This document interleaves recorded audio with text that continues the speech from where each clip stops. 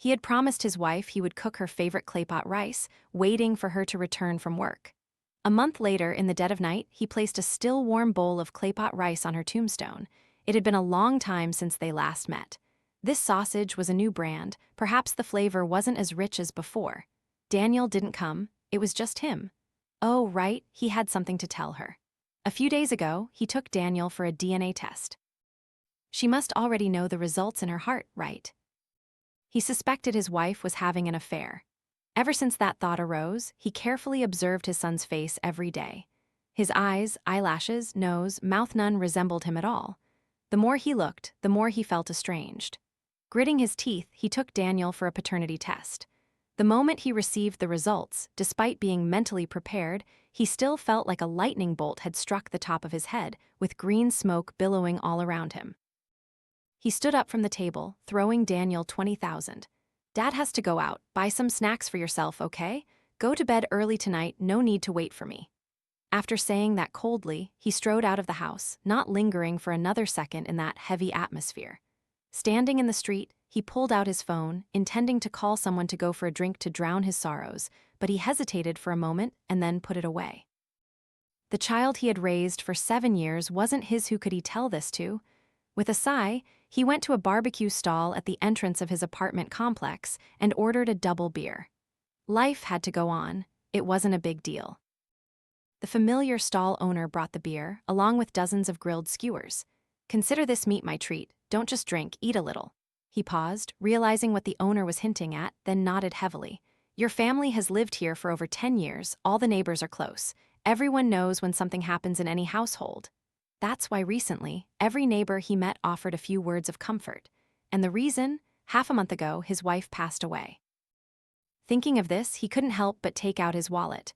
From the deepest compartment, he pulled out a photograph.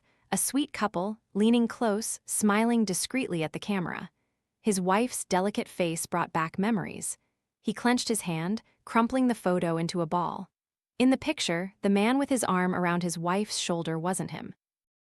As the night deepened, he left a pile of empty beer bottles and staggered home.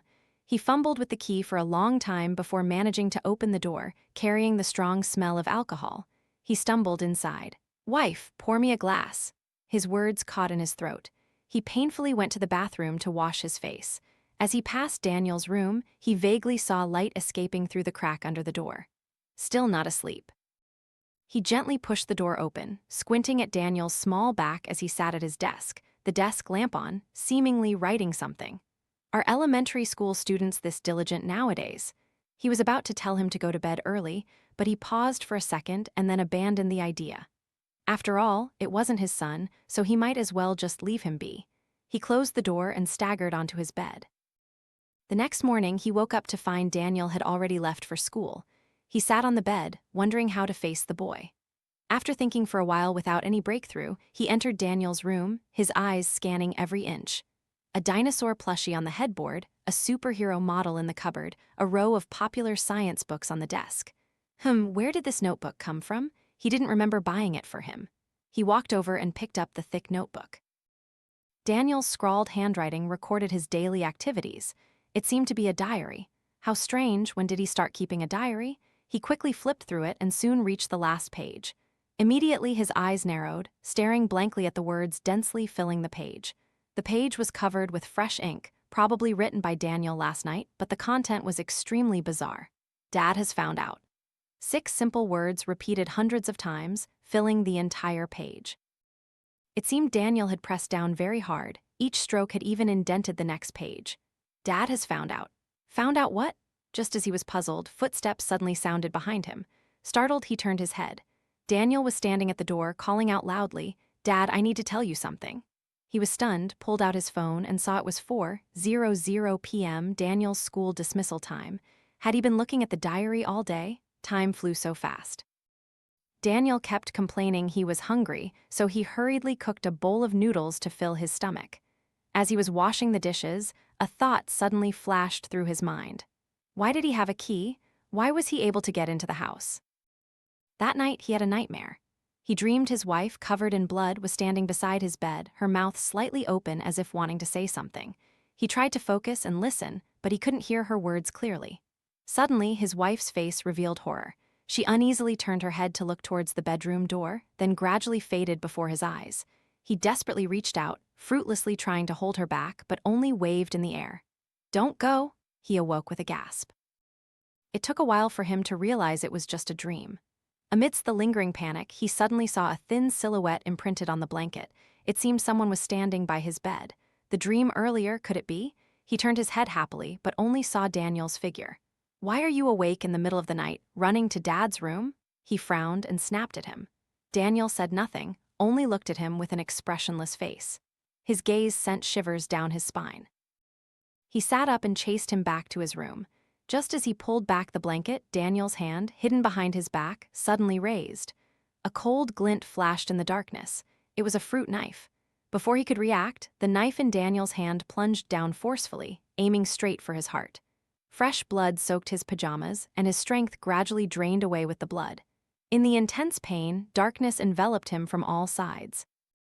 Looking at Daniel's cold expression, he couldn't believe it as he lost consciousness. The warm sunlight streamed down on him. He woke up to find himself slumped over the dining table. Shaking his head, he slowly regained his lucidity. Was last night just a dream? How could he have such a terrifying dream? His phone chimed. He opened it and saw a WeChat message. "Honey, I still want to eat claypot rice tonight. Please cook it and wait for me to come home." It was from his wife. Wait, his wife, she was dead. He dared not believe his phone, confirming it was indeed a message sent by his wife. In broad daylight, could he be seeing a ghost? Amidst his astonishment, he suddenly noticed the date displayed on his phone, the 11th. No, yesterday was the 27th, so today should be the 28th. The 11th, wasn't that the day his wife died? He suddenly had a bold conjecture. Trembling, he opened his browser and searched for recent news online. It took a long time for him to finally confirm it. Today was the 11th. He had returned half a month into the past, back to the time when his wife was still alive. Had he truly traveled through time back to the past, or was that memory just an absurd dream? He couldn't explain it, but he chose to believe it. He quickly messaged his wife. "After work, just wait for me at the company. I'll pick you up." "No need, I can just take the subway home," his wife replied. He sighed. Should I tell her she'll get into a car accident on the walk home from the subway station and die from excessive blood loss? Such an absurd thing, of course, he couldn't say.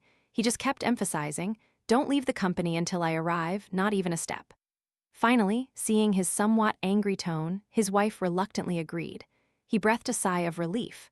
Looking at the clock, it was still early, not yet Daniel's dismissal time. He might as well prepare the ingredients for the claypot rice first. He took out the claypot, carefully coating the inside with sesame oil, then added polished rice and enough water to soak. Raw rice had to be soaked for at least half an hour for the claypot rice to turn out fragrant, soft, and easy to eat, while also creating a crispy burnt layer at the bottom. He went to the balcony, took a piece of sausage, sliced it thinly, and soaked it in water. Ever since his wife suddenly craved claypot rice half a month ago, she had bought a pile of sausages from somewhere, claiming they were handmade with no additives. He felt this kind of sausage had too many spices and salt in the marinade, making the flavor too strong. Every time he cooked claypot rice, he had to soak it in water for a while to lessen the taste. Honestly, he even suspected the meat used for the sausages wasn't fresh. Otherwise, why use such heavy spices to mask the flavor? But because his wife liked it, he had no choice but to use this sausage to make claypot rice. Busy in the kitchen, a knock on the door sounded. "Dad, I'm home." He opened the door for Daniel. "Dad's cooking, go play in your room." Seeing him skip into his room, he returned to the kitchen. The rice had soaked almost enough. He placed the clay pot on the stove and lit the fire. When the rice was 7/10 cooked, he opened the lid, added the sausage, and then cracked an egg. After waiting a little longer, he turned off the fire, letting the residual heat in the pot slowly steam the claypot rice before stepping out of the kitchen. "Dad's going to pick up Mom. Be good at home, okay?" After instructing Daniel, he drove to his wife's company.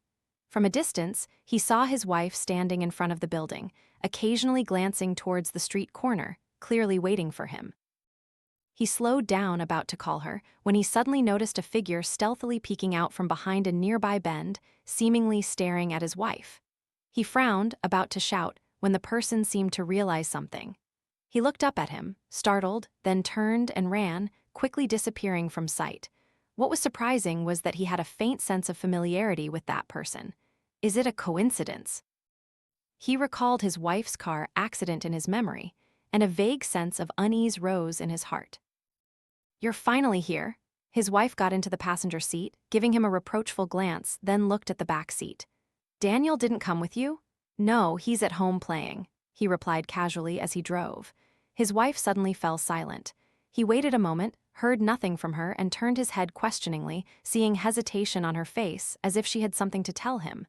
Under his gaze, her expression changed repeatedly. Finally, she seemed to make up her mind, her demeanor serious. "I have something to tell you." His phone suddenly rang. He answered it. It was Daniel calling from the landline. "Dad, when are you coming home? I'm so hungry." "We'll be there in 5 minutes," he reassured Daniel, then hung up and asked his wife, "What were you going to say?" "Nothing." His wife shook her head, saying no more. Arriving home, he immediately rushed into the kitchen and brought out the finished claypot rice. Daniel quickly sat down at the table. Looking at the dinner, he suddenly looked up and said to his wife, "Mom, I don't like this dish." His wife said, "Then we won't eat this tomorrow." For some reason, he detected a hint of reluctance in his wife's smile. After dinner, his wife went to her room to deal with work. He washed the dishes cleanly. As he was preparing to go to the bedroom, he saw his wife's handbag on the shoe cabinet by the door. He hesitated for a moment, secretly opened it, and reached inside, searching. In his previous life's memory, he only found that photo when clearing out her belongings after her accident. If his memory was true, the photo should be there. His hand suddenly froze, touching a familiar sensation. He slowly pulled out the photo, looked at the unsurprising scene, and sighed. He put the photo and handbag back in their original place, pretending nothing had happened, then returned to the bedroom. As usual, his wife had prepared a cup of calming milk for him. "Why do you look so pale? Are you tired? You've been working hard cooking for me lately. Anyway, Daniel doesn't eat the rice anymore. Let me cook tomorrow, okay?" He took the cup of milk, somewhat distracted. He used to think this warm milk was his wife's overflowing love, but now its warmth couldn't thaw his cold heart. He faced his wife, finding an excuse. He said he would go check on Daniel. Carrying the cup of milk, he walked out of the bedroom, hesitated for a moment, then poured it down the toilet. He wouldn't drink it tonight. In the middle of the night, he vaguely heard strange sounds, as if someone was chopping something in the kitchen. He reached out to the other side of the bed, a cold, empty space. His wife was already awake.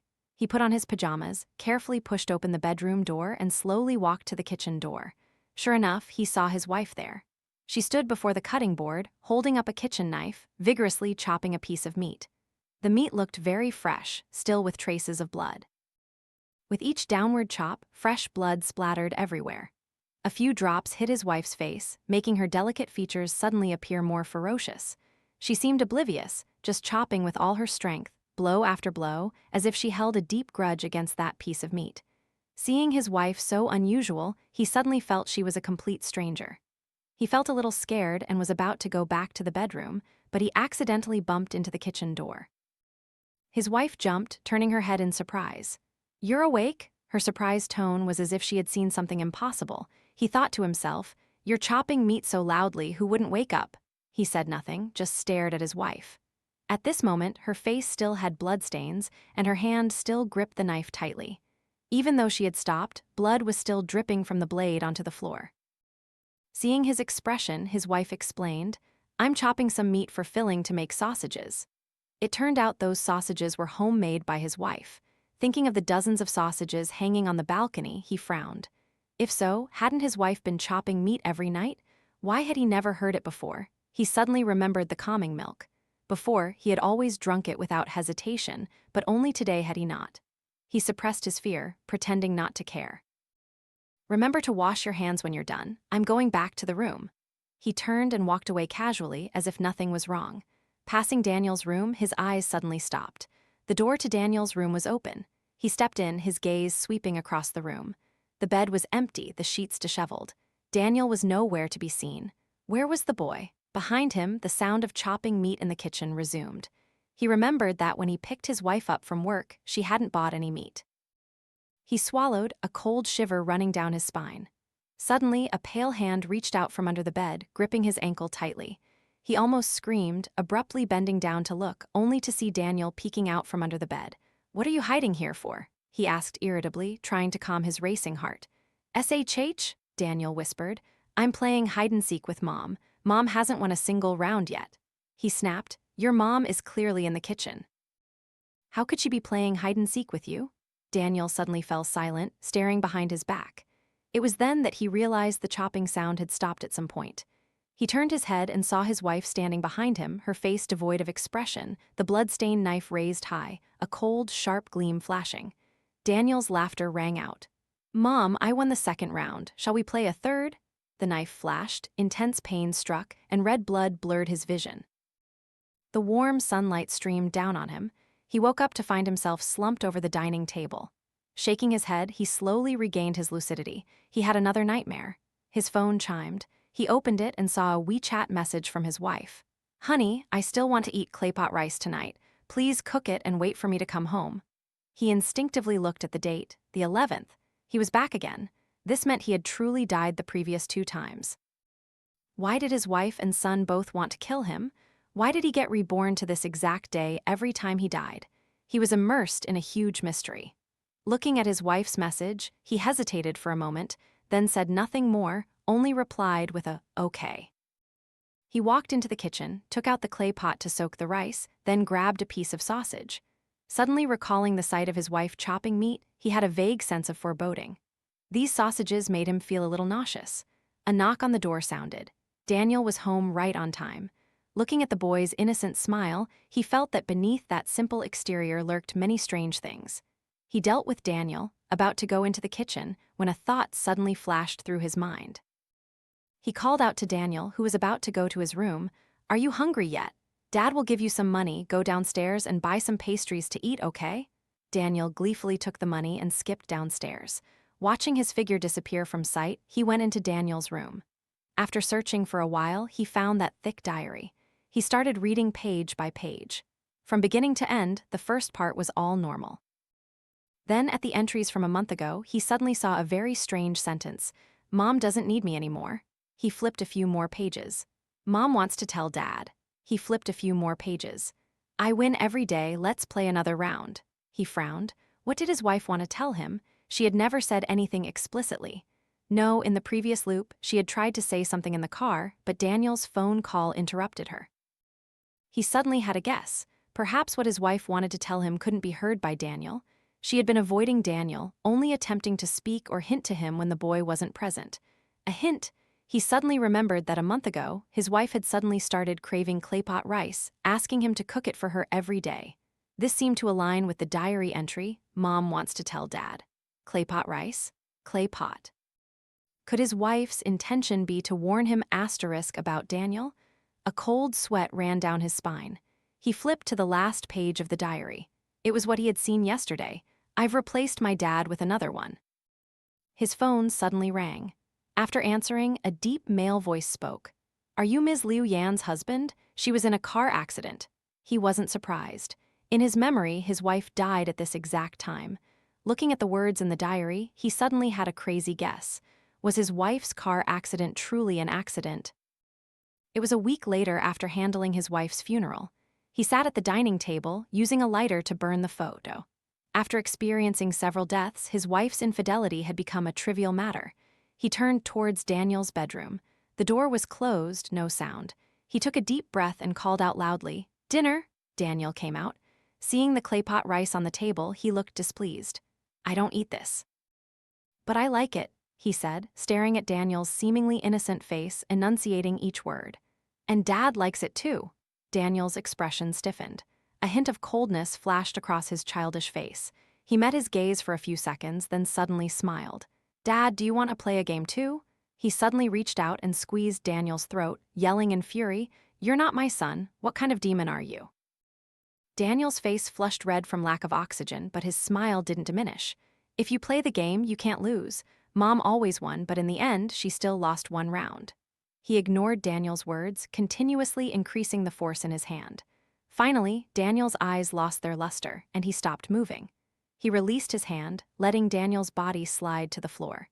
If this is how it is, then everything will end right. As he was thinking, his throat suddenly felt icy cold, followed by a gush of warm blood. He trembled, raised his hand, and found his windpipe had been severed. He struggled to turn around, glaring at the small figure behind him. Impossible, his body is still on the floor. Daniel threw the fruit knife down, grinning. Second round, I win. He plunged into darkness. The warm sunlight streamed down on him. He woke up to find himself slumped over the dining table. Shaking his head, he slowly regained his lucidity. His phone chimed. He opened it and saw a WeChat message from his wife. Sure enough, he was back on the 11th. He understood now. The son who had been his companion morning and night was no longer his son.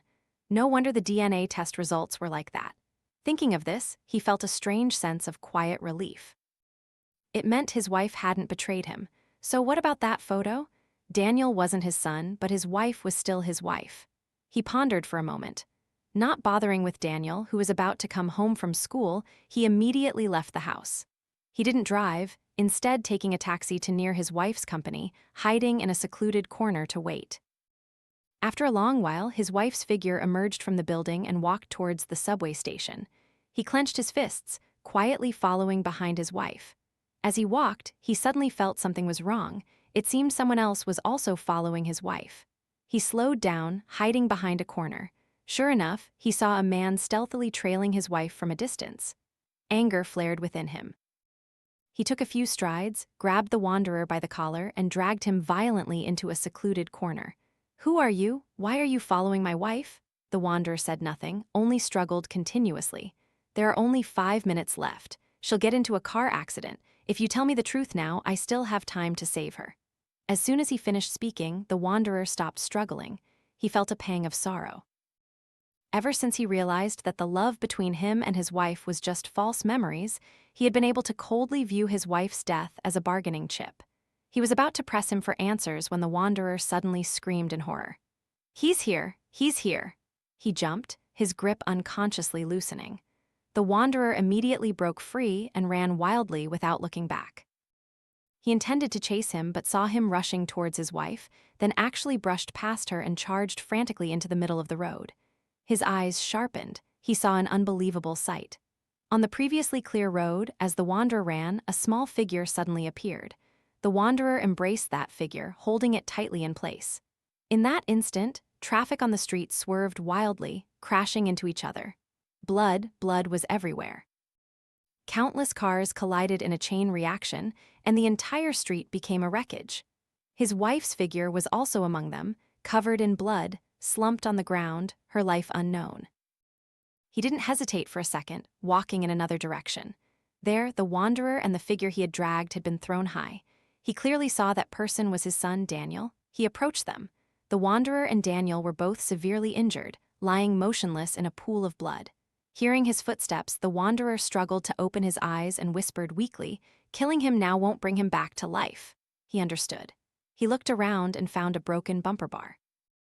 He pointed its sharp end straight at Daniel's chest and plunged it down forcefully. "What is he doing to that child? Stop him now." Several onlookers shouted and ran over, but they couldn't stop him.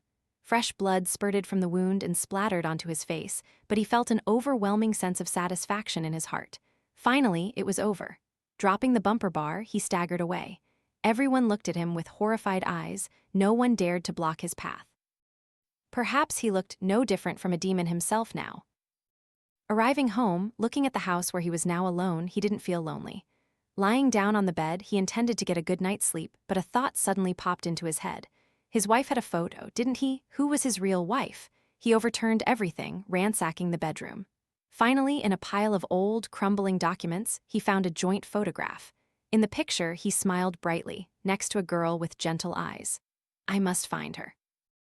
He suddenly had new motivation and a goal. Police sirens wailed outside the window. He frowned. If he told the police the truth, would they believe him? There was no time to delay. He had to find his real wife. Before the police arrived, he left the house.